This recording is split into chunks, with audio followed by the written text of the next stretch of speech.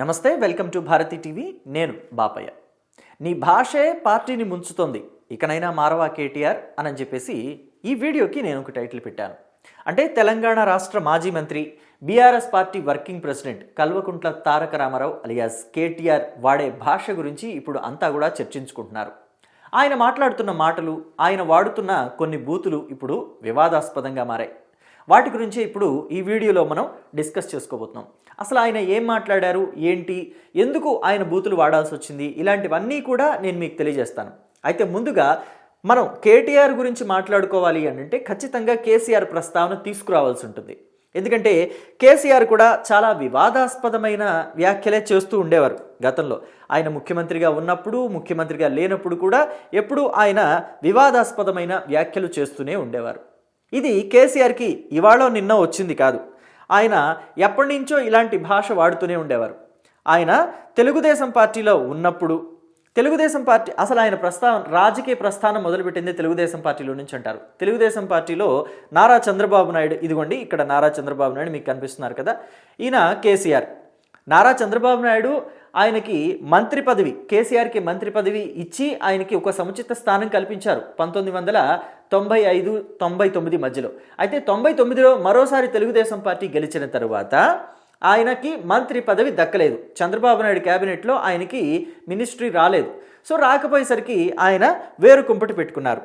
TRS అనే పార్టీని పెట్టి ఉద్యమం అనేదాన్ని స్టార్ట్ చేశారు. ప్రత్యేక తెలంగాణ రాష్ట్రం ఏర్పడాలి అనే దాని మీద ఆయన ఉద్యమాన్ని అందుకున్నారు.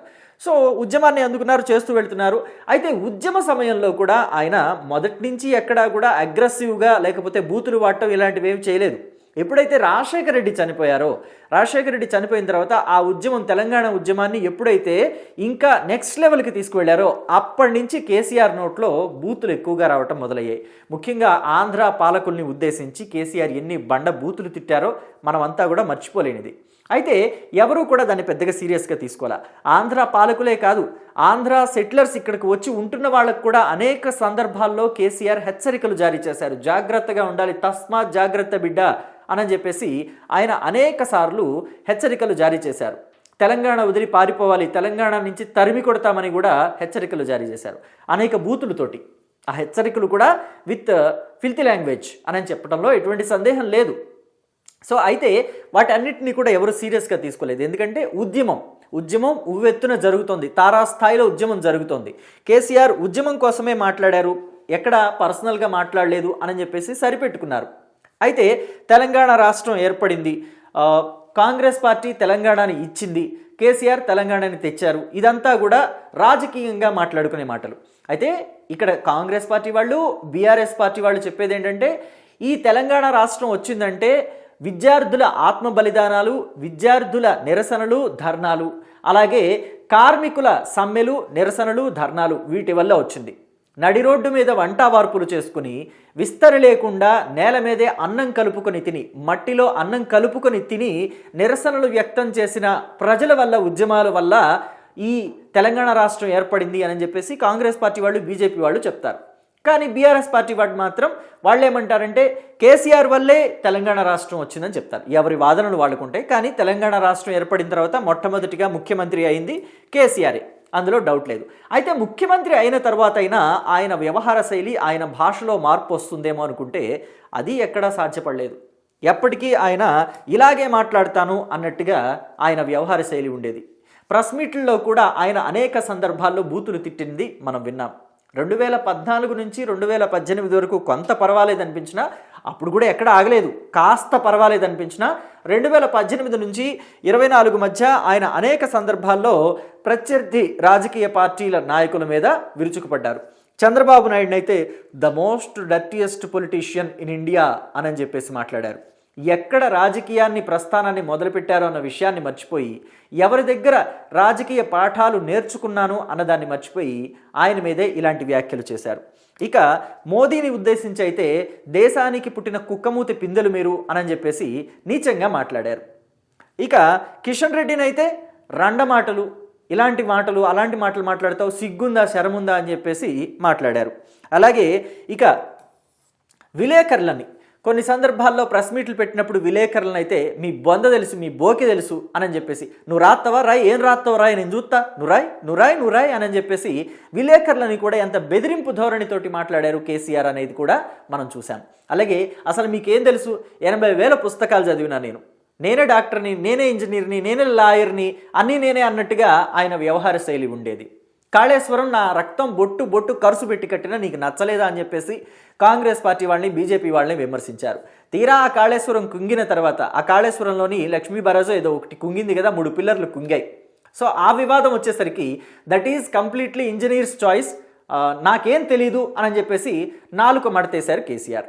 ఇలా ఉంటుంది కేసీఆర్ వ్యవహార శైలి.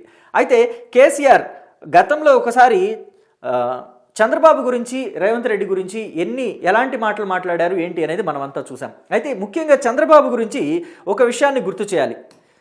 2018 ఎలక్షన్ల టైంలో చంద్రబాబు గురించి ఆయన ఏం మాట్లాడారంటే, చంద్రబాబు బీజేపీని వదిలిపెట్టి కాంగ్రెస్తో పొత్తు పెట్టుకున్నప్పుడు, నువ్వు ఒకసారి కాంగ్రెస్తో పొత్తు పెట్టుకుంటావు, బీజేపీ వాళ్ళని తిడతావు, ఇంకొకసారి బీజేపీ వాళ్ళతో పొత్తు పెట్టుకుంటావు, కాంగ్రెస్ వాళ్ళని తిడతావు, అంటే నిమిషానికి ఒకళ్ళతోటి నువ్వు పొత్తులు మారుస్తూ ఉంటావు. నువ్వు మారినప్పుడల్లా మేము కూడా మారి వాళ్ళకి జై కొట్టాలా, నువ్వేం మాట్లాడుతున్నావు, నీకు అసలు విలువలు విశ్వసనీయతలు ఏమైనా ఉన్నాయా, అసలు నువ్వు పాటిస్తావా అలాంటి వాటిని అని చెప్పేసి ప్రశ్నించారు. సో అయితే కేసీఆర్ కూడా మరి ఒకసారి బీజేపీని తిడతారు, ఒకసారి రేవంత్ రెడ్డిని, కాంగ్రెస్ పార్టీని తిడతారు. కేటీఆర్ అయితే రాహుల్ గాంధీని కూడా తిడతారు, రాహుల్ గాంధీని విమర్శిస్తారు, అటు బీజేపీని కూడా విమర్శిస్తారు.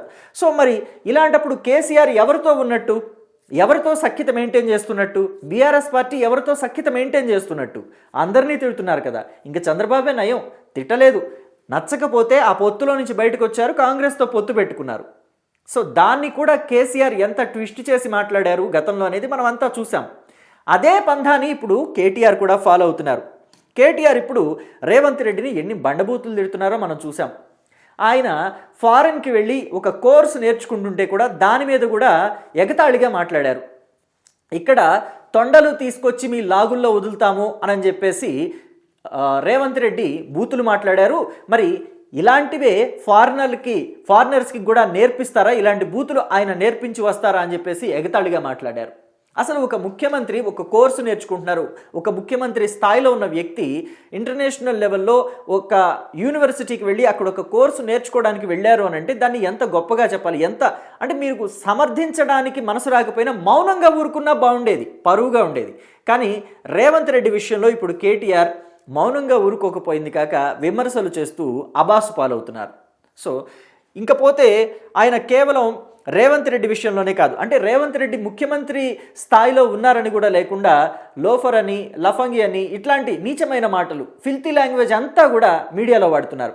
అయితే రేవంత్ రెడ్డి ఏమంటున్నారంటే, కేటీఆర్ నన్ను తిడితే నేను కేటీఆర్ని ఎందుకు తిడతాను, కేటీఆర్ నాకన్నా చాలా చిన్నవాడు, నేను జూబ్లీ హిల్స్ దాంట్లో ప్రెసిడెంట్గా ఉన్నప్పుడు, రియల్ ఎస్టేట్ వాటిలో ప్రెసిడెంట్గా ఉన్నప్పుడు ఇలాంటివి చేసేటప్పుడు కేటీఆర్ లాగేసుకొని స్కూల్కి వెళ్తూ ఉండేవాడు, కాబట్టి నా సమకాలీకుడు కేసీఆర్ కాబట్టి నేను కేసీఆర్ని తిడతాను కానీ కేటీఆర్ని తిట్టను అని చెప్పేసి రేవంత్ రెడ్డి మాట్లాడారు. అంటే దీనికన్నా కౌంటర్ ఇంకేమన్నా ఉంటుందా? సో కేటీఆర్ ఇప్పటికైనా మారుతారనుకుంటే మారుతున్నట్టయితే కనిపించడం లేదు. సో ఇక చూసుకుంటే కేటీఆర్ ఇటు చంద్రబాబు మీద కూడా గతంలో విమర్శలు చేశారు. తండ్రి 2 ఆకులు చదివితే తనయుడు 4 ఆకులు చదివాడు అన్నట్టు, బాప్ 1 నెంబరి అంటే బేటా 10 నెంబరి అన్నట్టు 10 అంకెలు ఎక్కువ చదివినట్టుగా ఇక్కడ కేటీఆర్ కూడా చంద్రబాబు జైల్లో ఉన్నప్పుడు, అంటే స్కిల్ స్కామ్ కేసులో చంద్రబాబుని జైల్లో పెట్టినప్పుడు నాకు సన్నగా నవ్వొస్తోంది అని చెప్పేసి కొన్ని ట్వీట్లు పెట్టారు. సో అవి బీఆర్ఎస్ పార్టీకి ఎంత చేటు తెచ్చాయో మనమంతా కూడా చూసాం. ఇక్కడ తెలంగాణలో ఉన్న తెలుగుదేశం పార్టీ క్యాడర్ అంతా కూడా రేవంత్ రెడ్డి వైపు జల్లయింది, రేవంత్ రెడ్డి వైపు ర్యాలీ అయింది. ఓట్లన్నీ కూడా కాంగ్రెస్కి పడ్డాయి, కాంగ్రెస్ పార్టీ గెలిచింది, బీఆర్ఎస్ పార్టీ ఓడిపోయింది.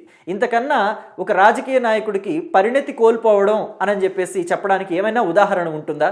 ఎలాంటి టైంలో సైలెంట్గా ఉండాలి, ఎలాంటి టైంలో మాట్లాడాలి అన్న విజ్ఞత లేకపోతే ఆ రాజకీయ నాయకుడి వల్ల ఆ పార్టీకి ఎంత నష్టం చేకూరుతుంది అనేది ఇంతకన్నా ఏమైనా నిదర్శనం కావాలా, ఇంతకన్నా ఏమైనా ఎగ్జాంపుల్ కావాలంటారా?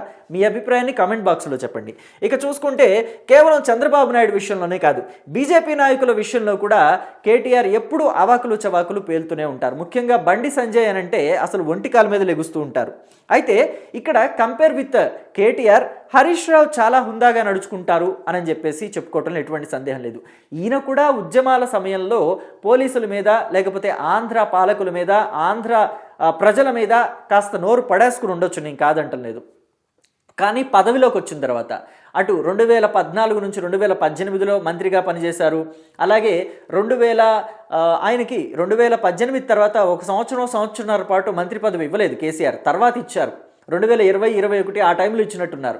మొత్తానికి 2వ టర్మ్లో కూడా మంత్రిగా పనిచేశారు కదా, ఆ టైంలో కూడా ఎప్పుడు పెద్దగా నోరు పడేసుకుంది, బూతులు మాట్లాడింది అయితే లేదు. కానీ కేటీఆర్ మాత్రం 2 టర్ములో కాస్త సైలెంట్గా ఉన్న, మొదటి టర్మ్లో కాస్త సైలెంట్గా ఉన్న, 2వ టర్మ్లో వైలెంట్గా మారిపోయారు. ఇప్పుడు ఇంకా దారుణంగా వైలెంట్గా అయిపోయారు. కానీ అధికారం కోల్పోయిన తర్వాత కూడా హరీష్ రావు అదే విఘ్నత మెయింటైన్ చేస్తున్నారు, అదే హుందాతనాన్ని మెయింటైన్ చేస్తున్నారు. తన మీద ఎన్ని విచారణలు వేసినా, అంటే ఫోన్ ట్యాపింగ్ అవ్వచ్చు, లేకపోతే కాళేశ్వరానికి సంబంధించి అవ్వచ్చు, ఇతరత్ర కేసులు అవ్వచ్చు, ఎక్కడా కూడా సహనాన్ని కోల్పోలేదు. ఎక్కడా కూడా దాన్ని ఏమంటారు, ఒక హుందాతనాన్ని కోల్పోకుండా మెయింటైన్ చేస్తూ వస్తున్నారు హరీష్ రావు. అయితే ఇంకొక విషయం ఇక్కడ గుర్తు చేయాలి. హరీష్ రావు ప్రతిరోజు కూడా బీఆర్ఎస్ పార్టీలో తన పాతివ్రత్యాన్ని నిరూపించుకుంటూనే ఉండాలి. యాక్చువల్గా చూస్తే హరీష్ రావు బీఆర్ఎస్ పార్టీ అంటే టీఆర్ఎస్ పార్టీ కదా, అప్పట్లో 2001లోనూ 2000 సంవత్సరంలోనూ కేసీఆర్ స్థాపించినప్పుడు దాని పేరు TRS party. So TRS party పెట్టిన మొదటి రోజు దగ్గర నుంచి